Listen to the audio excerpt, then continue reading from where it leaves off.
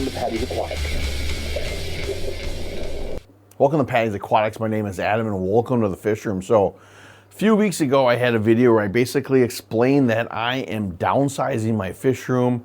I'm moving some things around. Well, I started that process and I want to kind of show you guys some of the things I'm doing, how far I've got along on it, and maybe some of the ideas that have changed since that initial video of kind of like breaking down what I wanted to do. As you can see, there are some changes that already happened here. I got my two 10-gallon tanks up here. I want to show you a little bit more of what's going on with it.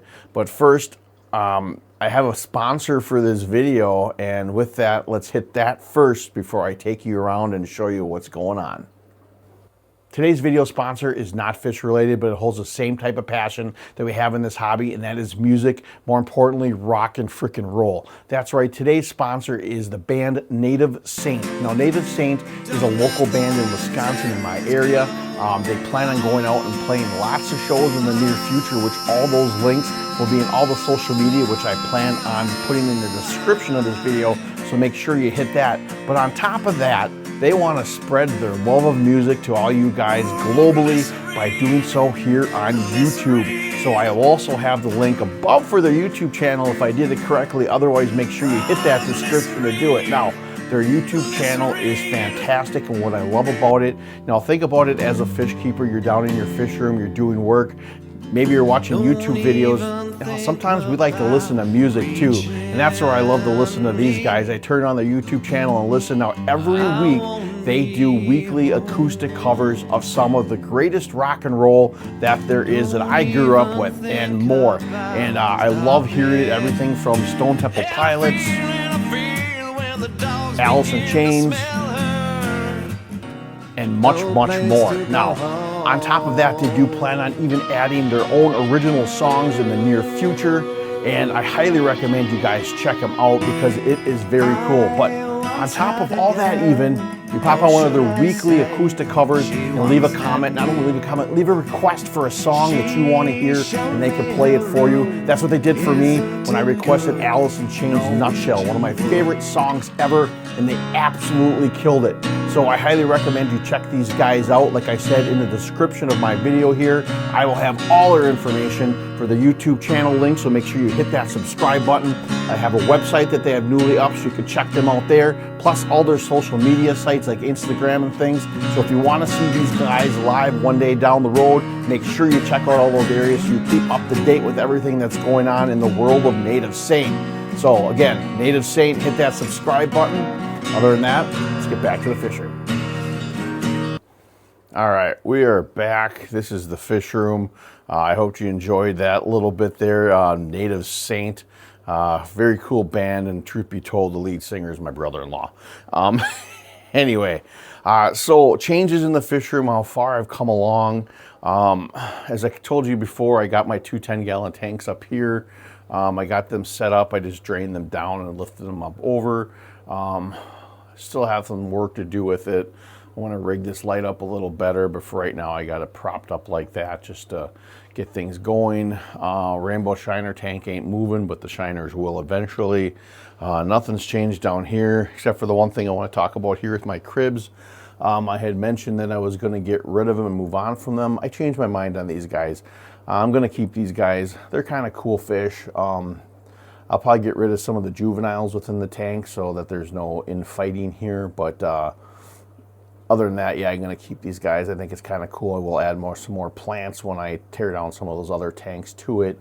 And if you've seen my last video with my heater malfunction that killed my sparkles, my Oscar, and some of my rare Matano rice fish, I'm going to probably take this heater out and find one with a temperature controller on it so I don't have any malfunctions moving forward with that. Let's see, this was the Axolotl tank, who's no longer in there, and I'll show you that in a minute. All right, now I'm using this just as a storage space for some of my plants and wood until I break down other tanks, which I did break down some already. So we can get to this wall. So my Matano fish tank has not changed. It's not changing, except I will add probably another filter to it. I have a different light on it, obviously, if you've seen last video as well. But other than that, this tank is doing okay. They're seeming to snap back a little bit from the toxic fumes that came in here from the heater malfunctioning. But I'm hoping that they just kind of do a little better and start thriving again here in the future. Got rid of the tanks down here. As I said, I was going to make this a sort of a rack for like my fish food and some of my supplies. This is just makeshift now. Until I'm done, I'm going to probably put a little racking system in here for it. But as of now, this is where I'll be putting all my food and stuff. These tanks have not been taken down yet. That's the next step. I got the 29 gallon that was up where those 10s are. I got that down here now. This is going to be my hospital quarantine tank. At least that's the thought for now. Well, I'm going to put all the rice fish in here from this tank and that tank, and probably most of the shrimp that are in them in here as well. I'm going to house them in here until I figure out what I'm going to do with them. There's some swaps coming up, but I might just drop them off at a fish store. I'm not 100% sure yet. I want to keep some for summer tubby next year, but that's where I'm going to stick them for now, so then I can take these tanks down. The CPDs that are in this tank here, they are going to go up in the rainbow shiner tank when the shiners leave, but I think I'm going to throw them up there right away so that they're in that tank. And then I can take these 3 tanks down and take that rack down like I mentioned. And then I can drain this bad boy and get her up there and work on that a little bit as far as the river tank that I was talking about wanting to make this into for my shiners and my white clouds. And then try to make something cool with that. I'm going to spend a little bit more time trying to scape that than I have in years in tanks past. Instead of just throwing some things together, I really want to try to make a cool scape, something I'm really going to enjoy for years to come. Oscar tank, nothing's changed here yet. This is going to be the last tank I probably touch anyway, but I did get my canister filter going. If you notice those last videos I talked about ordering a piece, well, I got it. It's just rigged up here right now. For the time being, I put a little piece of PVC piping on the end because I got rid of a lot of the stuff that was on here because I had no intention of ever using it again, especially after I broke that piece. So I need to rig stuff up again for it. But again, that's going to be one of the last things. I will keep the sponge filters in here more than likely. But yeah, like I said, I'm going to be changing this tank over as well. That substrate is, most of it's got to go. But I have a few ideas for this one, which I'll explain at another point in time. And then the Axolotl tank here, which was Sparkle's tanks, but yeah, now it's the Axolotl tank. This is temporarily done. I've got the Axolotl in there. I got it cleaned out, what I had to do. If you've seen from that old Axolotl tank why it looks so gross is because I had to grab the sand from that tank to put in here, which means I had to take this all out because there was gravel mixed in with the substrate that was in this one initially, and that's a no-go with the axolotls because if they eat that, that can impact them and wind up killing them. So I had to take that sand out and put it in here. I got this piece of PVC piping, plastic piping from my local hardware store as a hide for the axolotl, and put some Anibius on top for now. I want to put more plants in like that and fill this in a little bit more down the road. I do have a nice old $75 gift card to Aquarium Co-op that I got for Christmas. So I will be using that for plants within the fish room once I get everything set up and going around. The axolotl is hanging out in the back there apparently. What's it doing? Being a weirdo. Has been in this new hide I got for it, so that's been kind of cool.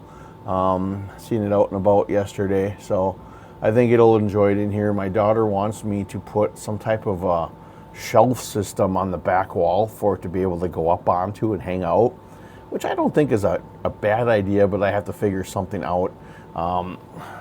Preferably something like in a suction cup to the back wall maybe that I could stay up on, rather than building some kind of structure. So we'll see with that. I have my tanks up here set up now. I had that little 2.5 gallon that was over on that main rack earlier here. It has some coolie loaches in it and one surviving guppy I had from my whole colony. This will be my little breeding tank for like my CPDs and my white clouds and things. I want to get a batch of CPDs going in here once I get everything done. And then this tank has my one beta in it and a bunch of shrimp and some crypts and stuff, and we'll see how that one does. But so far that is the process of my little downsizing here in the fish room. Like, I know it's not a huge downsize. Cutting down tanks is cutting down tanks, though, and it kind of helps. Like I mentioned in those past videos, it's not that I had an overwhelming amount of tanks compared to some people, but for me, the tanks I had, like these guys, I didn't have much interest in them anymore. They're just here, and I just want to have a lot of interest in every tank I have when it comes to scaping and things like that. I love the fish, but I'm really trying to get into more having tanks that I really enjoy loving looking at. It's like, that's another reason why I didn't want to get rid of the crib tank, because it's really starting to grow in. I'm really enjoying it, so I'm not getting rid of it. This tank is a hot mess with all the guppy grass that has emerged in it that keeps coming back. I really like to get rid of that guppy grass as much as I can out of this tank, because I'm going to put a lot of plants from these tanks into this tank here itself. I don't plan on really putting much in here, maybe a little bit more cover at the bottom now with CPDs, but I want to put some of the crypts and stuff like that in here.